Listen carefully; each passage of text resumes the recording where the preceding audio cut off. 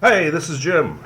And Ralph. Hey, welcome to another fun-filled podcast of Psychology Takeaway, where we try to take important concepts into psychology and make them meaningful for you and I and the man on the street. Person on the street, watch it, Jim. Yes. Okay. Wouldn't want to be caught being sexist Oh, dear. with an old expression that comes from our youth. Hey, yeah. It's too bad we don't know how to pause and delete, right? We could do that. No, we don't know how. We don't know how. No. Okay. Well, okay. So, trying to translate things for people on the street. Works for you? Works for me. Okay. Our last podcast was featuring attachment, and we reviewed some of the early work of John Bowlby, and then we looked at adverse childhood experiences. Ralph, do you want to sort of sum up what we know about the 4 different kinds of attachment styles?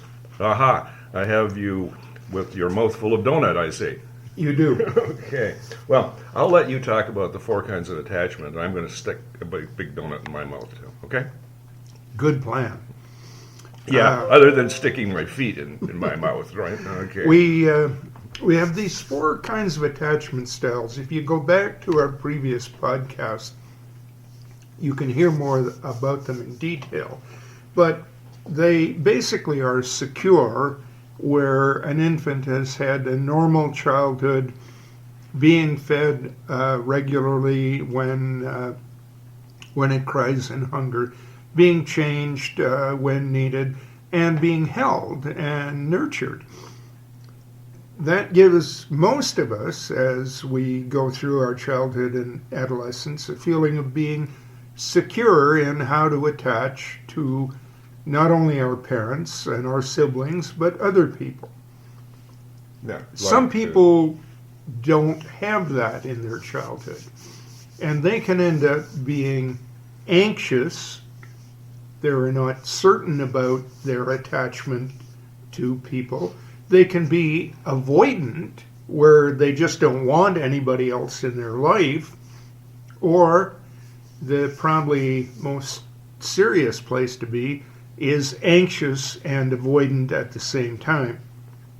You don't want anybody else in your life, but you worry about it. Yeah, right. And so you mentioned, 3 things or 4 things, like being fed and being changed and being held. The work with adverse childhood experiences, although they don't directly relate it to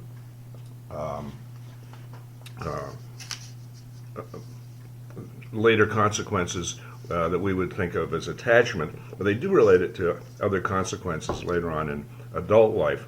And the things that pop up in terms of adverse childhood experiences are things like an abusive person in the home, physically abusive or emotionally abusive. Not enough sexually abusive. or sexually abusive, yeah. Not enough food, a parent or someone in the home who is seriously emotionally disturbed, someone in the home who is a serious substance abuser, and just a general non-support or sort of general fear. And then we see this in later life. Now, you pointed out when we were talking earlier off mic that DSM-5 doesn't recognize attachment disorders as something in adulthood, right? That's right. And, DSM-5, the Diagnostic and Statistical Manual, the latest edition is the 5th one, and it's sort of like the gold standard for people in the industry of helping other folks with their psychological issues. And it just doesn't have those categories. It doesn't recognize attachment disorders in adults. And I think that that may be a limited view, because I think although we don't see attachment disorders directly the way we do in childhood, I think they can form part of a basis for people who are chronically depressed, chronically anxious, socially inept.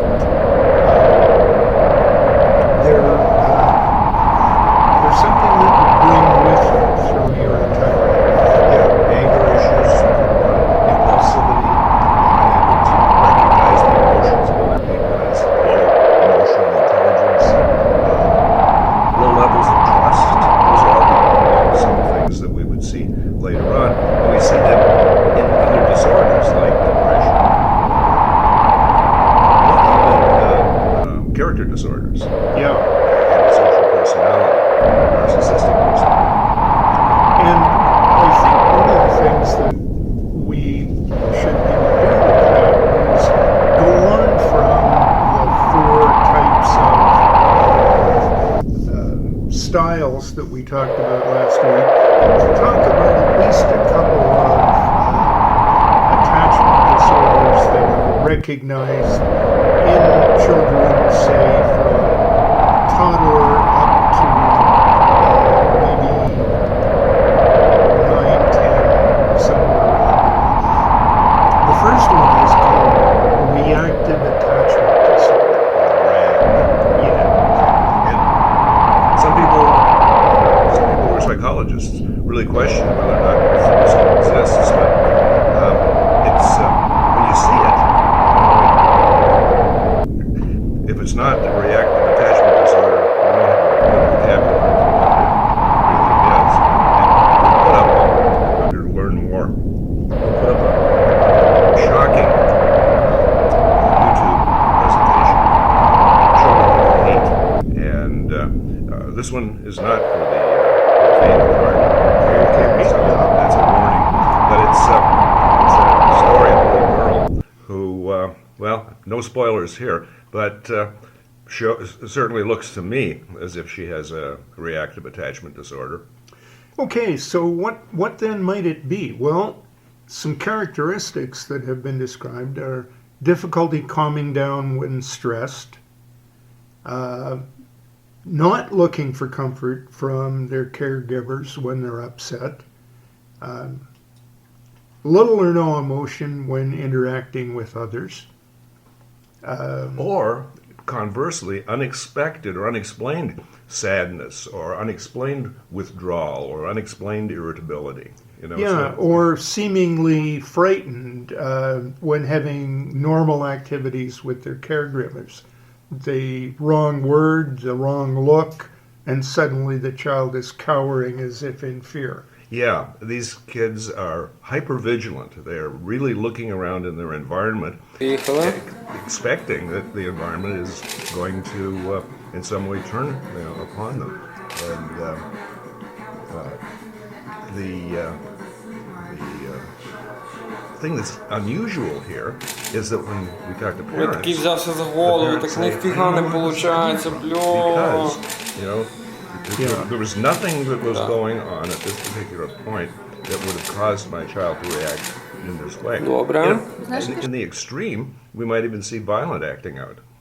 Yeah, and that, I can remember children of friends of mine who maybe had one parent who was very stern and one parent who was perhaps indulgent, and they ended up kind of whipsawed. They didn't know which behavior was appropriate for which parent, it seemed.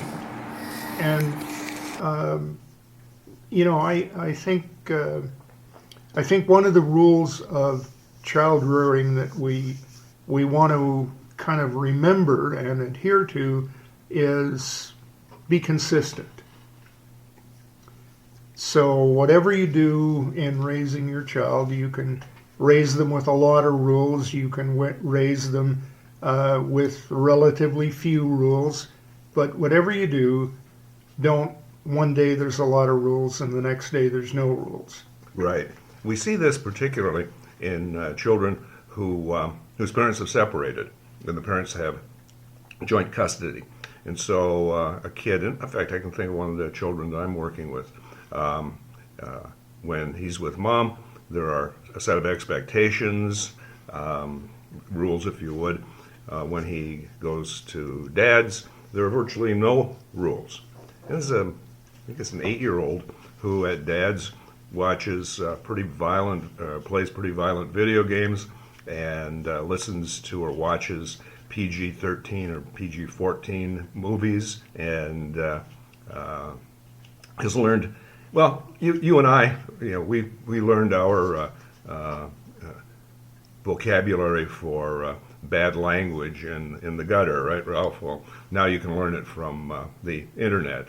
Yeah, And this kid has mastered it. Has mastered it, yeah. And the unfortunate thing, in my view, is that if you learn your scatology, as it's sometimes called, from the internet, you have really no idea that should be reserved only for times of fairly serious things. Yeah, if we called Blake Ainsley or Bob Doherty some of the names that we know, if we did that as kids, we would have been dragged all over the playground at Alex Muir School, right? We would have. And the thing is, you knew that those were things that you kept in reserve. You knew how to use them, but they were big. And today we have, lots of 9-year-olds who have no hesitation in dropping the F-bomb anywhere. Right. Now, the next kind is slightly different. It's called disinhibited social engagement disorder.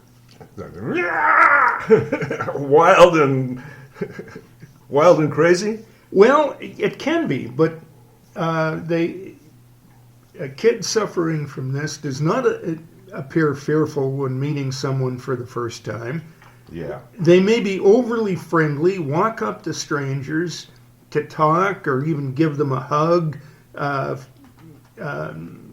Younger children may allow strangers to pick them up, feed them, or give them toys.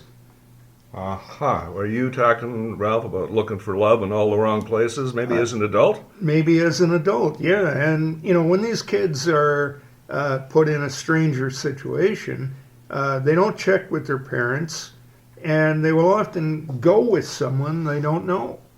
Yeah. That's really interesting because with the reactive attachment disorder also, the kids don't use adults in their life as helpful tools. They just don't.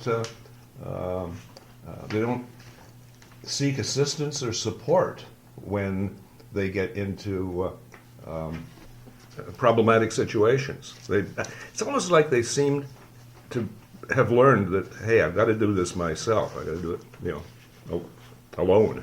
Yeah, and we've been talking about this in terms of children up to about 9 or 10, but it carries over. And in this one particularly, the disinhibited adolescents. And we see in their lives fantasizing about sexual partners or participating in unsafe sex, multiple partners, etc. Alcohol use, drug use, living in a fantasy world, books, movies, video games, denial of consequences that might be realistically projected if you do something or fail to do something. A failure to repair relationships. Mm-hmm.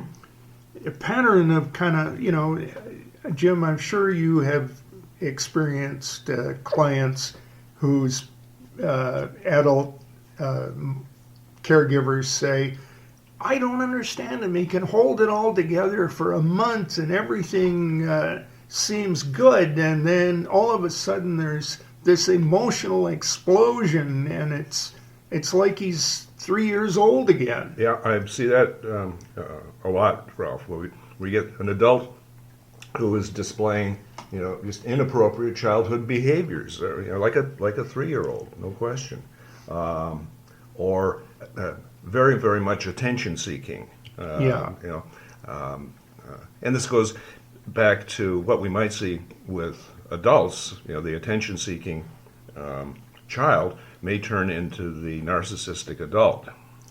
Yeah, so, this is the kind of thing that I'm suggesting that we should be looking for maybe a pattern of this carrying on through lifespan development if people have these childhoods that leave them with attachment issues.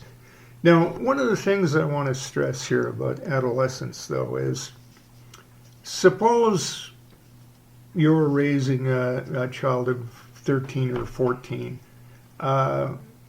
and you found that they have gone to a party, drank way too much that was good for them, and they come home and they're obviously drunk.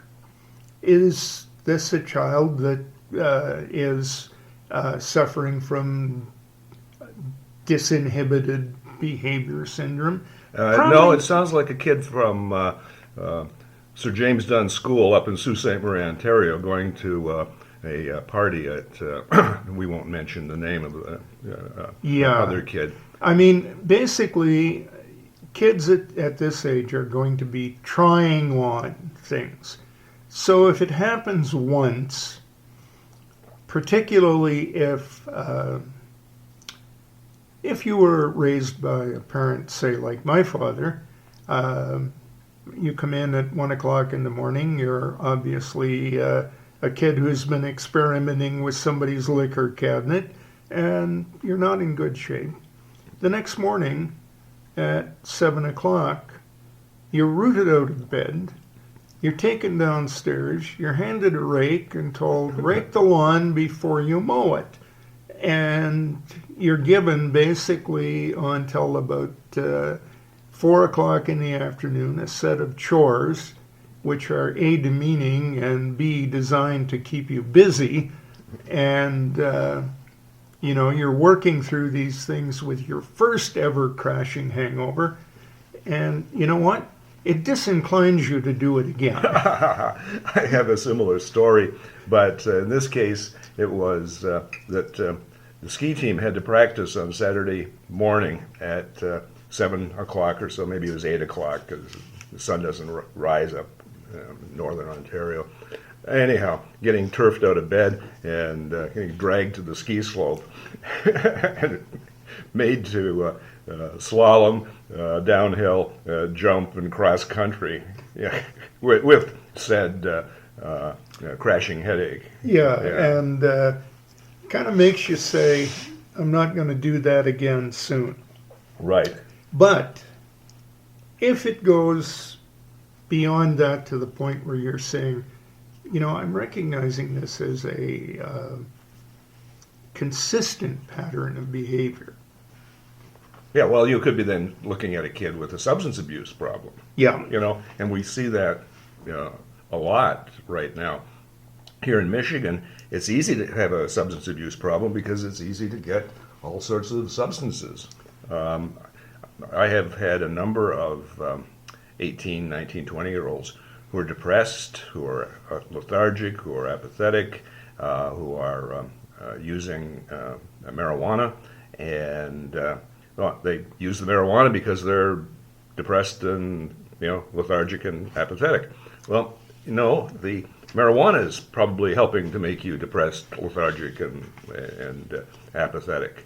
Ralph, I was taking a course in substance use and substance abuse, and I particularly wanted to look at marijuana because it's been a long time since I knew anything about it. So this was for a continuing education for my license. And did you know the stuff that is being sold now in Michigan and probably Colorado dispensaries, and probably other dispensaries, is about 5 times as strong as the stuff that was available back in the 70s. I did know that, Jim, and one of the things that a friend of mine was telling me, who is more aware of these things than I am, he was saying that now one of the things they're doing is they're taking out one of the genetic components of THC, which is the psychoactive ingredient in marijuana. Tetrahydrocannabinol. Yes. Say that 5 times quickly. Hey, I'm lucky I could say it once. I remember the problem I was having with algorithm last week? I do. This stuff is being extracted from the THC, and in itself is really the analog to the key that fits the lock in your head that turns on the high. So, in other words, we've really pulled out the most psychoactive part of the THC, and now you can go in and buy this over the counter in states that have recreational marijuana, and where people used to say, "Oh, I smoked 2 joints back in 1960, and it was so weird, and I don't want to do it again." Now people are saying, "I only took 1 puff, and I thought it was going to blow my mind." Yeah, well, that's a good point. And for some people, it probably is going to blow their mind. Particularly, again, if we're talking about inexperienced youth, kids who have not had experience with any kind of mood-altering or mind-altering substance. With adults later on, we see cognitive problems with attachment disorders in childhood. We see relationship problems, and in general, the lack of consistency, lack of positive consistency that you talked about earlier, Ralph, hangs on, and it's a gift that keeps on giving, right? Yeah, and that leads us to the next kind of style, or the next disorder, which is anxious preoccupied attachment style. And unlike most people, you tend to have a need to feel wanted. You spend a lot of time thinking about your relationships, even friendships. You have a tendency to experience jealousy or to idolize a romantic partner. You require frequent reassurance from those close to you that they care about you. So this is the person who's always looking for you to say, "Yeah, you're a good pal," or "Yeah, you're the one. You're the only one for me." Last podcast, you mentioned the person that has to be assured by his or her partner, 10 or 15 times an evening that you're there for them.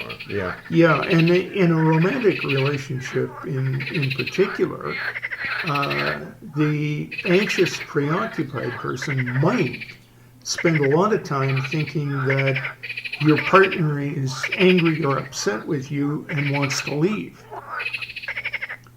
And one of the signs for that can be the 15th time you've said, "Do you really love me?" And they get a little short with you and say, "Yes, of course I love you." And then you're saying, "Oh, she's mad at me," or "He's mad at me. He wants to leave." And then you spend the next 24 to 48 hours stewing about that. Mm-hmm. Yeah.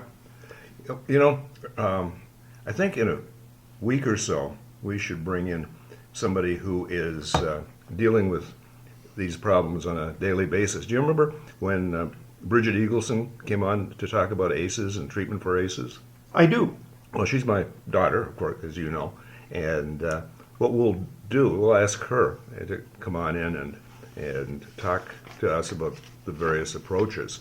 I was just thinking about, what are the approaches? We're going to leave our listeners bummed out here, perhaps, because we've done nothing except present the problems. But as Zimbardo once said, that's my job, to present problems. Yeah. So, but there are some things that can be done.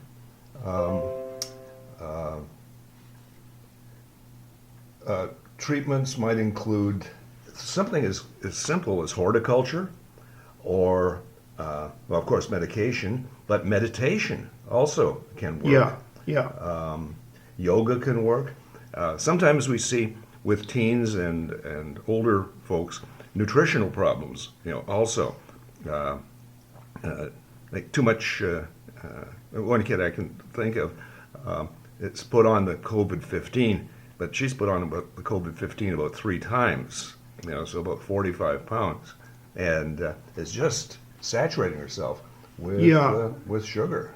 Now, that kind of is a good cue to talk about the very last of the 4 types that kind of correlate with our styles, and that is the dismissive avoidant attachment disorder, where you have a hard time depending on partners or other people close to you. You prefer to be on your own. You feel like close relationships aren't worth the trouble. So, what do?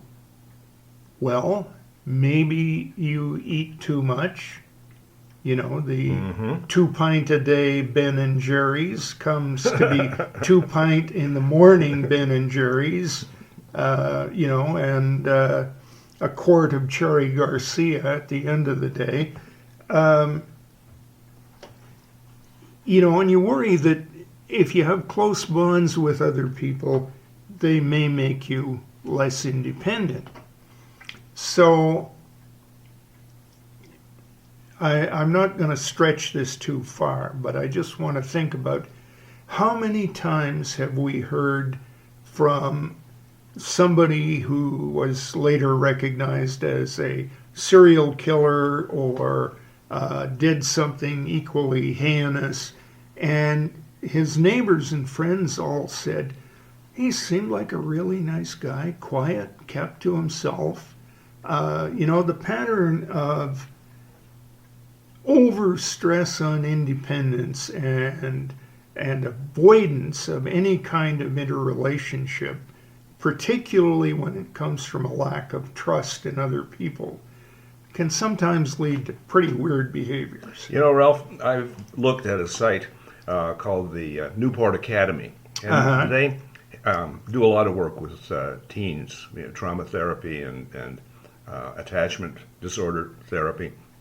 And one of the things that they did, and I wasn't sure of why they featured this, but after what you just said, it makes perfect sense. They do adventure therapy. Remember that kind of, take 6 kids into the wilderness, one counselor, and they've got to survive, and they have to count on each other in order to do that. I mean, you go into Algonquin Park, you get dropped off in the middle, you go to Isle Royal, hey, it's serious wilderness now. And in my checkered childhood, Jim, I took with a friend of mine who was training people to be counselors for troubled teens. We took a bunch of the troubled teens from the Toronto area into Lake Superior Provincial Park, which is basically 300 square miles of absolute wilderness. Well, that's about 100, 150 miles north of the Sioux? It is, yeah. That's bush. That's bush, yeah. And these kids were interesting. First of all, they couldn't really handle the, we can't have our music with us. No musical, no phones, no electronics, no. And then after the first night, when they overcame their fear of being eaten by bears or snakes or something like that. Which is not an unrealistic fear for up there. Yeah. you have to be a little careful. I mean, we were hanging our food bags up in trees at night and so on and so forth. But the kids got to the point where they realized that they could depend on each other. And it didn't matter what street they lived on in Toronto, whether it was my gang or your gang that had this street. It was, hey, somebody's got to build the fire, and somebody's got to get wood, and somebody's got to haul water, you know. And at the end of the week and a half, when we came out, these kids had a much more solid grounding in how to form a team. Mm-hmm. It reminds me a little bit, Ralph, of the podcast we did a while ago where we were looking at Sharif's work with Robbers Cave and taking kids who were in serious conflict and putting them in a situation where they had to learn how to cooperate. So cooperation is a big part of the therapy for children who have had adverse experiences and who are bringing them into adolescence. You know, we don't tend to do that with adults, but it probably would work also. You know, putting adults in, I guess in the military, you have to learn to depend on other people, right? Yeah, and I mean, one of the things that militaries tend to stress is unit cohesion, and a lot of them, you boil it down to your squad. Let's say the classic example is Special Forces. They're a 12-man team. Well, you divide that into 2 sub-teams, 6 men each, and then you divide that into 3 groups, 2 men each, and you depend on your buddy. Mm-hmm. You know, so everybody has a buddy, and it's your job to look after each other. Yeah, good. And, if you're an officer, the credo is men, mission, me. So. Okay, so look after your men, pay attention to the mission, and then you're number 3. You're the last priority. Okay. Well, this is it's pretty interesting, Ralph. We've, I think, just scratched the surface here with attachment, and I think next week we'll take another look at various kinds of consequences of poor attachment. But the light at the end of the tunnel, particularly if you take a look at this video of children who hate, the light at the end of the tunnel is that there's hope. There's hope for kids who have had adverse childhood experience, kids who have failed to attach, to how can I say that?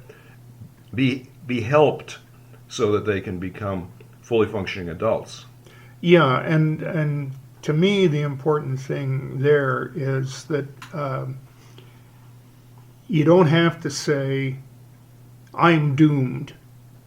You know, a lot of people, in retrospect, when they're 19, they look back at their father or mother and they say, with a parent like that, you can't expect me to be anything else. Well, as Jordan Peterson would say, it's your responsibility to be something else. And you can do it. You might need help, but you can do it.